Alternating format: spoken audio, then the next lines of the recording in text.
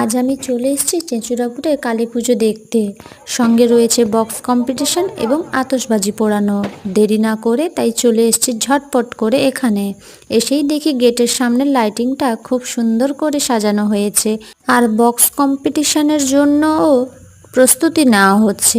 তারপরে চলে এলাম আমরা মন্দিরের সামনে, আর এত সুন্দর করে মন্দির সাজানো হয়েছে যে দেখেই আর চোখ ফেরানো যাচ্ছে না। তোমরাও জানিও কেমন লাগছে।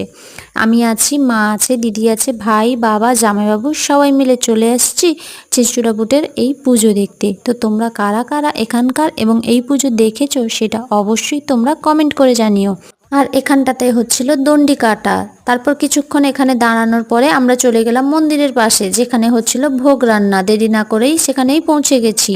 তো ফুল ভিডিও ইউটিউব চ্যানেলে আপলোড আছে, চাইলে দেখে নিতে পারো। আর এই রকম মিনি ব্লগ দেখতে চাইলে চ্যানেলটাকে সাবস্ক্রাইব করা চাই কিন্তু। Tata, by.